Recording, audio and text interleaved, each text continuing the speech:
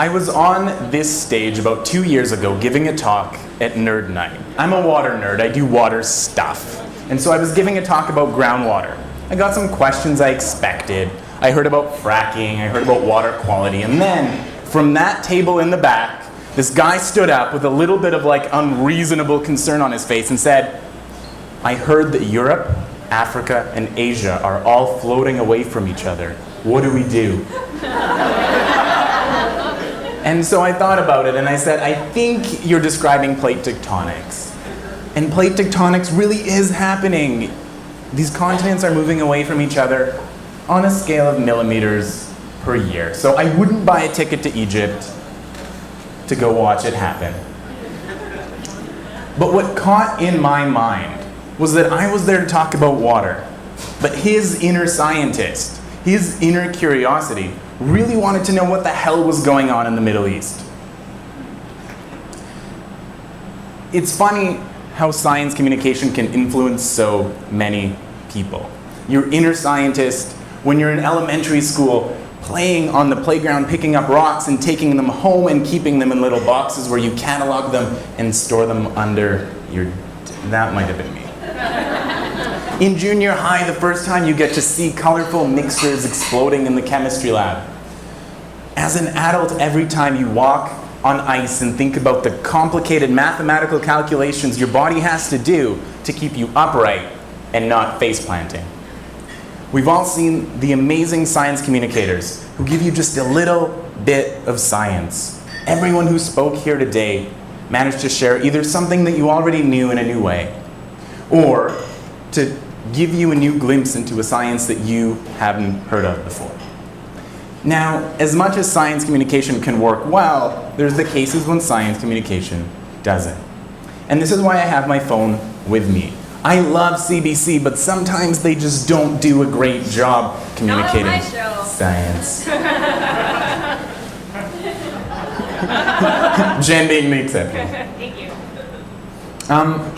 So in September 2015, I had been in Vancouver for a year. I knew that I was imminently going to die by earthquake. We all know this, right?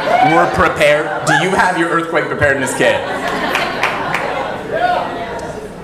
But when I read this CBC article, I thought that they might have been overdoing it a little. I would paraphrase, but it wouldn't do it any justice. Quote, BC megathrust earthquake will rip Earth open like zipper, expert says. Now, I'm a geoscientist, and I can tell you that rip Earth open like zipper is not techno-talk. That's just overstatement. Now, I'm picturing the Dean of Science at UBC, who's a geoscientist, calling up CBC being like, what are you doing? And so the next day they publish an interview with him with this headline. Megathrust earthquake off BC coast, extremely likely, but might not strike for centuries. I love how they still use the word strike, like, it'll come. With this quote that made me laugh to no end by a government scientist. How should you prepare for an earthquake? Well, if you're in an exposed coastal community and you feel the ground shake violently for a minute, don't wait for a phone call from the government. That was your warning. Thanks, government.